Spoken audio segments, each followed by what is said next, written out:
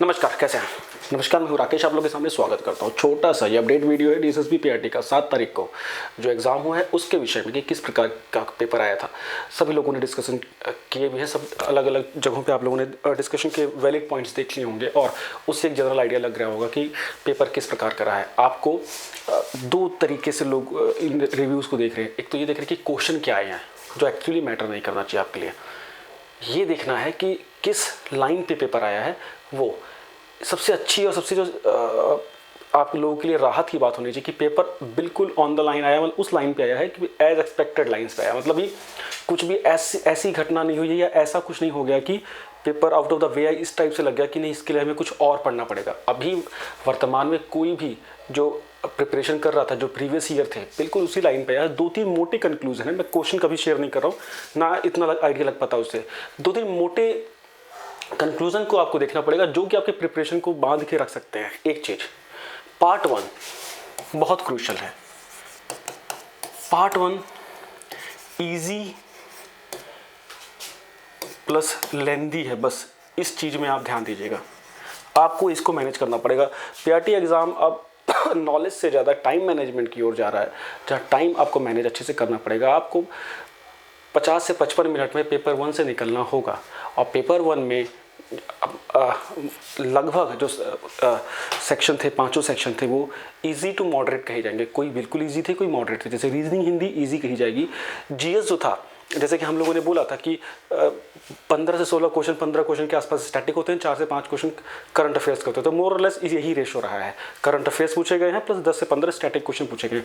कुछ शिफ्ट में static question बहुत ईजी पूछ ले गए, अच्छी बात है। जब आप कठिन क्वेश्चन के लिए जाते हैं तो ईजी क्वेश्चन ऑटोमेटिकली आपके हाथ में हो जाते हैं, उसमें कोई दिक्कत वाली बात नहीं है। मैथ और इंग्लिश के लिए जैसा मैंने कहा था कि अगर आपकी मैथ और इंग्लिश में कमांड बहुत शानदार नहीं है तो उससे आपको थोड़ा जल्दी निकलना पड़ेगा। क्वेश्चंस को छोड़ना पड़ेगा जो आपको नहीं आते या जो टॉपिक आपको क्लियर नहीं है, और उसके क्वेश्चन आप देख के उसमें उलझिएगा मत। बस अगर आप ये कर लेते हैं तो आप इजीली पेपर 2 में सेल कर जाएंगे। पेपर 2 मतलब सेल मतलब पार हो जाएंगे तैर के, क्योंकि पेपर 2 बिल्कुल कन्वेंशनल जिस प्रकार से विगत कुछ वर्षों में ऑनलाइन परीक्षाओं के तहत आ रहा है उसी लाइन पे आ रहा है। इसका मतलब क्या, आप जो एनआईओएस के नोट्स पढ़ रहे थे, एनआईओएस की जो हम बात बार बार करते हैं वो इंपॉर्टेंट है। स्थापित 1-2 किताबें मानक प्लस प्रीवियस ईयर का बहुत बड़ा रोल है। मतलब इस पेपर को देख के ऐसा नहीं लगेगा, या जितना भी रिव्यू दिया बच्चों ने उससे ये नहीं लगेगा आपको कि कुछ नया सा हो गया या कुछ ऐसे क्वेश्चन आ गए जो तो कभी सुने नहीं थे या एक्सपेक्टेड नहीं थे या उन जगहों से नहीं थे। आपको लगेगा कि हाँ, आप कोई ना कोई प्रीवियस पेपर टाइप का ही एक क्वेश्चन पेपर सॉल्व कर रहे हैं। तो सिंपल बात है, आपको बिल्कुल उसी स्ट्रेटजी को फॉलो करना है। क्वेश्चंस को खूब खींच के प्रैक्टिस कीजिए। अब ये जो 1 महीना आपके पास बचा हुआ है, नंबर ऑफ क्वेश्चंस लगाइए। आपके पास लगाने के लिए प्रीवियस ईयर है। प्रीवियस ईयर के लिए मार्केट में जो भी अवेलेबल बुक हो अच्छी, जैसे सरोहा वाली बुक अच्छी है वो ले सकते हो। वो कोई अच्छी बुक लीजिए। जो मैंने एनआईओएस के नोट्स पे बार बार मल्टीपल रिवीजन करिए। जो अच्छे उसके खुद से हैंड रिटन नोट्स बनाइए और फिर उसको अच्छे से पढ़िए। इसकी अलग से देखो, अलग से इसमें बुक लेने की तो नीड नहीं है। आप लोग ने स्थापित राइटर की कोई भी अगर जो बुक पढ़ रहे हैं अब तक, वही बुक को दोबारा पढ़िए। नया कुछ मटेरियल लेने की नीड नहीं है।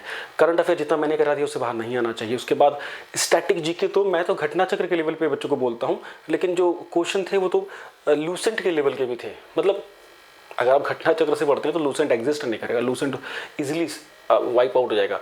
तो जीएस के बहुत से क्वेश्चन बहुत ही ईजी थे, है ना, बहुत इजी, जो हम अन्य परीक्षाओं में आजकल हम इतना उम्मीद नहीं करते, क्योंकि अन्य परीक्षाओं में ना ऐसे क्वेश्चन कम आते हैं आजकल। बहुत मतलब सीधे स्ट्रेट आर्टिकल पूछ लेना या पहले टाइप के क्वेश्चन पूछ लेना, तो बहुत बेसिक सा जीएस लगा। इसके लिए बहुत ज़्यादा फाइट की बात नहीं है। मुद्दा क्या है, पेपर इजी आया है या पेपर ऑन द लाइन आया है तो खींच के जो पढ़ने वाले बच्चे हैं ना, जो रिविज़न वाले हैं, जिन्होंने क्वेश्चन प्रैक्टिस इसमें की है, वो अच्छा कर जाएंगे। आपको उसी में शामिल होना है। इस समय जम के क्वेश्चंस कीजिए। जो गलत हो रहे हैं ना आपके क्वेश्चन, प्लीज़ उसका एनालिसिस कीजिए, काम बन जाएगा। किस शिफ्ट में कौन सा क्वेश्चन आया उसका मतलब नहीं है। पेपर जिस लाइन पे आप प्रिपरेशन कर रहे हैं उसी लाइन पे आ रहा है, ये मतलब ज़्यादा अच्छा है। प्रीवियस ईयर धर के रगड़ दीजिए, बात ही खत्म। बार करंट अफेयर्स को देखिए, बार वीडियोस देखिए, बार उन लेक्चर्स को देखिए, सेलेक्टेड चीज़ों को देखिए, क्वेश्चन ज़्यादा सॉल्व करने की कोशिश कीजिए। इसी के बाद मेरा जीएस का दूसरा लेक्चर आएगा। जो पहला क्लास था जिसमें कि हमने पीडीएफ से करे थे, उसी को कंटिन्यू होके मैं रिकॉर्डेड लेक्चर लेके आऊँगा, बिकॉज वो रिकॉर्डिंग में भी जल्दी से हो जाएगा। फ़ायदा है उसमें, है ना। लाइव में आने का फ़ायदा नहीं है। लाइव में हम सीधे एमसीक्यूज़ क्वेश्चन ही करेंगे, ठीक है। बस इतना ही कहना है, ज़्यादा कुछ कहने वाली बात नहीं, ज़्यादा कुछ चिंता वाली बात नहीं है। कोई इमोशनल होने की नीड नहीं है, कोई कुछ होने की नीड नहीं है।